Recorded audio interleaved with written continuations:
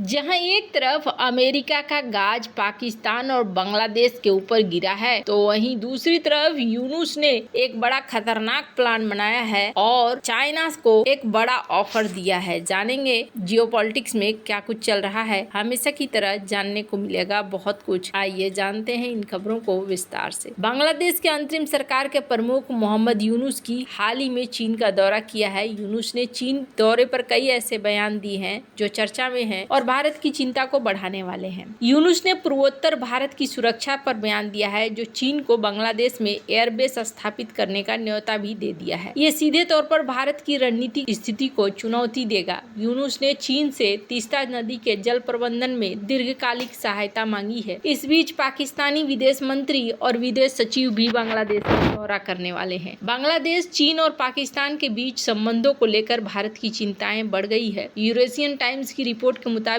मोहम्मद यूनुस के अनुरोध के बाद चीन ने बांग्लादेश के लालमोनिरहाट जिले में एक एयरबेस बनाने की हामी भरी है। कहा जा रहा है कि अगर सब कुछ ठीक रहा तो एयरबेस बनाने की प्रक्रिया इस साल अक्टूबर तक शुरू हो सकती है। एक पाकिस्तानी कंपनी एयरबेस परियोजना के लिए ठेकेदार के रूप में काम करेगी। हालांकि इन दावों की पुष्टि नहीं हो सकी है। अगर चीन और पाकिस्तान मिलकर लालमोनिरहाट में बेस बनाते हैं तो ये निश्चित ही भारत के लिए रणनीतिक तौर पर बड़ा झटका होगा। मोहम्मद यूनुस की ओर से चीन यात्रा के दौरान दिए गए बयानों ने भी भारत में चिंता पैदा की है। यूनुस ने भारत के पूर्वोत्तर के 7 राज्यों पर कहा कि बांग्लादेश ही इस पूरे क्षेत्र के लिए समुद्र का रक्षक है। इससे चीन के लिए एक बड़ी संभावना खुलती है। प्रधानमंत्री नरेंद्र मोदी की आर्थिक सलाहकार परिषद के सदस्य संजीव सान्याल ने यूनुस की टिप्पणियों पर सवाल किया है कि यूनुस चीन से इस आधार पर सार्वजनिक अपील कर रहे हैं कि भारत के 7 राज्य उनसे घिरे हुए हैं। ये चिंता पैदा करता है। यूनुस ने चीन से नदी जल प्रबंधन में 50 साल का सहायता पैकेज देने का आग्रह किया। यूनुस ने कहा कि चीन जल प्रबंधन का मास्टर है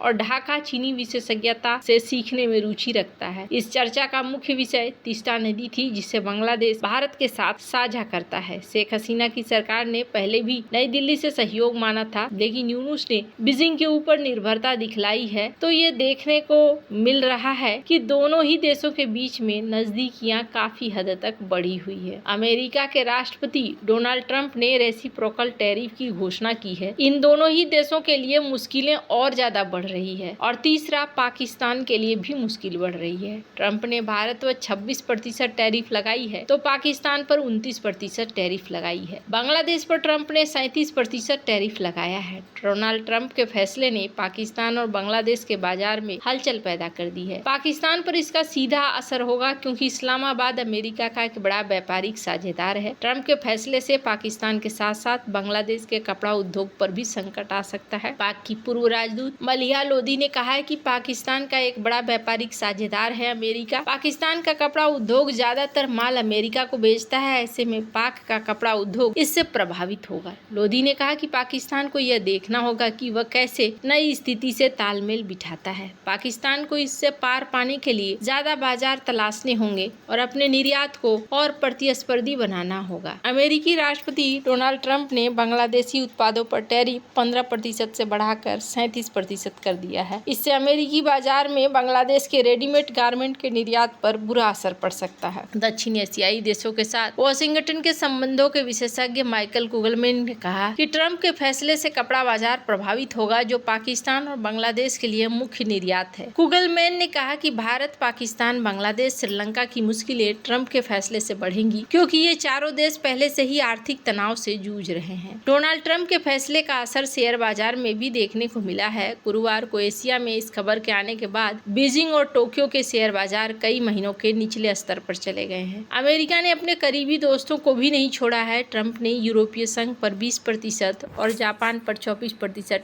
टैक्स लगाया है। टोक्यो ने इसे अफसोसजनक कहा है। डोनाल्ड ट्रंप का कहना है कि पारस्परिक टैक्स अमेरिका के सामानों पर लगाए गए टैक्सों और दूसरी बाधाओं का जवाब है। उन्होंने कहा कि नए टैक्स से देश में मैन्युफैक्चरिंग की क्षेत्र में नौकरियां बढ़ेंगी। ट्रंप ने कहा कि कई देशों से हमारे देश को लूटा गया है और ये हमारे दुश्मनों ने भी किया है और हमारे दोस्तों ने भी किया है, और इसी क्रम में ये सारा सीन यहाँ पर देखने को मिल रहा है। हालांकि आपको बता दूं, बांग्लादेश और पाकिस्तान दोनों के लिए ही सबसे बड़ी मुश्किल यहाँ पर खड़ी हो रही है। और जहाँ तक बात है चाइना की, तो चाइना को लेकर सीधे सीधे अब अमेरिका यहाँ उलझता भी जा रहा है। अब चाइना यहाँ भारत के तरफ भागता हुआ दिख रहा है। इस साल जनवरी में अमेरिकी राष्ट्रपति का पद संभालने वाले डोनाल्ड ट्रंप अपने फैसलों से लगातार दुनिया में हलचल पैदा कर रहे हैं। खास तौर से उनकी टैरिफ बढ़ाने की नीति ने कई देशों को प्रभावित किया है। ट्रंप के निशाने पर मैक्सिको, कनाडा जैसे अमेरिका के पड़ोसी देश हैं, तो चीन और भारत जैसे एशियाई देशों पर भी वो आक्रामक है। डोनाल्ड ट्रंप ने बुधवार देर रात भारत पर 26% टैरिफ लगाने का ऐलान किया। भारत के अलावा चीन पर 34%, साउथ कोरिया पर 25%, जापान पर 24% टैरिफ लगा गया है। डोनाल्ड ट्रंप की टैरिफ नीति से पार पाने के लिए चीन ने अब पड़ोसी देशों की तरफ हाथ बढ़ाया है। चीन ने जापान, भारत, दक्षिण कोरिया से सहयोग बढ़ाने की पहल की है। ऐसा कर वो ट्रंप के फैसलों का इस्तेमाल अपने हित में करने की कोशिश करते दिख रहे हैं। कहा जा रहा है कि डोनाल्ड ट्रंप की टैरिफ नीति से दुनिया भर में आर्थिक और व्यापारिक नीतियों में बदलाव आने की संभावना दिख रही है। चीन इस स्थिति में एशियाई देशों के साथ अपने संबंधों को मजबूत करते हुए एक संयुक्त मोर्चा बनाने की कोशिश में है। चीन ने भारत और जापान, दक्षिण कोरिया के साथ मिलकर काम करने की तरफ कदम बढ़ाया है। चीन ने भारत से ज्यादा सामान खरीदने की इच्छा जताई है। चीन ऐसा कर रहा है क्योंकि अमेरिका के साथ व्यापार महंगा हो सकता है। दुनिया भर में आर्थिक चिंताओं के बीच चीन इस अवसर का लाभ उठाकर अपनी स्थिति को मजबूत करने की कोशिश करते हुए दिख रहा है। चीन ट्रंप की टैरिफ नीति के कारण पैदा हुए उथल पुथल का इस्तेमाल अपने पड़ोसी देशों के साथ द्विपक्षीय संबंधों को बढ़ावा देने के लिए कर रहा है। भारत में चीन के राजदूत जू फेइहोंग ने कहा कि हम व्यापार और अन्य क्षेत्रों में भारत के साथ मिलकर काम करने और भारतीय प्रोडक्ट को चीन में आयात करने के लिए तैयार हैं। चीनी राष्ट्रपति शी जिनपिंग ने भी भारत के साथ संबंधों को बेहतर बनाने की बात कही। दोनों देशों के बीच में सीमा पर तनाव कम करने की कोशिश भी हो रही है, जिससे व्यापार के लिए बेहतर माहौल बन सके। भारत के अलावा चीन ने जापान, दक्षिण कोरिया के साथ भी संबंध बढ़ाए हैं। 5 साल में पहली बार चीन, दक्षिण कोरिया और जापान ने रविवार को अर्थव्यवस्था पर बैठक की है। चीनी मीडिया के अनुसार तीनों देश ट्रंप के शुल्क के प्रभाव को मिलकर कम करने पर सहमत हुए हैं। जापान और दक्षिण कोरिया चीन से सेमीकंडक्टर का कच्चा माल आयात करने के लिए सहमत हुए हैं। चीन ने जापान, दक्षिण कोरिया से तैयार सेमीकंडक्टर खरीदने में रुचि दिखाई है। चीन जिस तरीके से एशियाई देशों तक पहुंच रहा है, वह दिखाता है कि बीजिंग ट्रंप की नीतियों से बदली स्थिति में अपने वैश्विक छवि और प्रभाव बढ़ाने के लिए काम कर रहा है। ट्रंप ने अब तक जो कदम उठाए हैं, उससे एक खाली जगह बन गई है और उसे चीन तेजी से भरने की कोशिश कर रहा है। चीन की कोशिश भारत, जापान, दक्षिण कोरिया के साथ मिलकर